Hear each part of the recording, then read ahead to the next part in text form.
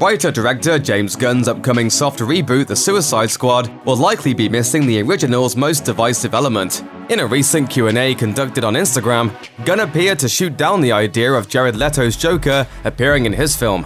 In response to a question from a fan, Gunn was asked, "How can you justify a Suicide Squad movie that does not have Joker in it?" Gunn's response was simple.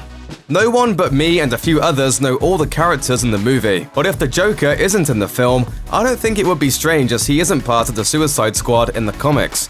Gunn's absolutely correct that Joker isn't a part of the Suicide Squad in the comics, which is one reason why some fans were puzzled at the character's inclusion in the original 2016 film in the first place. The version of the Clown Prince of Crime presented in director David Ayer's Suicide Squad was just a bit different from the cinematic depictions of the past, and most DC diehards agreed that it was not in a good way. Leto's Joker's pasty white face and slicked back bright green hair were about the only facets of the character's physical appearance that the flick got right. The platinum grill and tattoos looked absurd to many fans, and Leto's hyper-stylized, weirdly off-putting performance did little to quell their anger when it hit theaters. I am not someone who is loved. I'm an idea. State of mind. Gunn's principal cast for the Suicide Squad could already fill a good-sized bus. The cast was revealed last month with the release of a one-sheet that included a whopping 24 names, featuring both new and returning cast members. At this late juncture, it seems pretty unlikely that Gunn will sneak Leto into the film, and this latest comment all but confirms the fact that the Suicide Squad will leave the actor's version of the Joker out in the cold. Despite the extremely mixed reception to Leto's Joker, Suicide Squad made enough bank that a solo vehicle for the character and a team-up with Margot Robbie's Harley Quinn were briefly put into production. Both of those projects, however, were unceremoniously axed earlier this year. And that's not even the strongest indication that Warner Brothers has completely soured on Leto's version of the Joker. Let's not forget that the trailer for the upcoming Birds of Prey film makes it clear that, especially as far as Harley Quinn is concerned, Mr. J is out of the picture.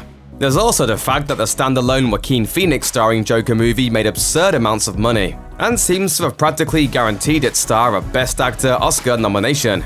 While it's pretty safe to say that Phoenix's Joker is going to remain strictly its own thing, that doesn't mean that Leto was thrilled about the new film. Recent reports have indicated that the actor felt both alienated and upset by the fact that the movie was even put into development. Joker's ridiculous success and domination of the pop culture conversation this fall probably haven't made Leto feel any better about the whole thing. At this point, it's not clear that Leto would return to the role even if he were asked. In the meantime, he'll appear as the titular living vampire in next year's Morbius from Sony and Marvel.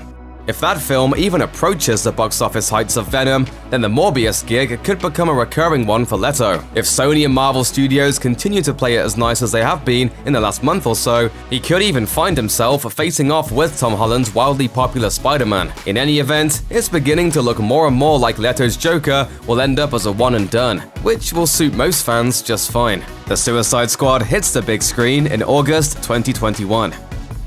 Check out one of our newest videos right here. Plus, even more Looper videos about your favorite stuff are coming soon. Subscribe to our YouTube channel and hit the bell so you don't miss a single one.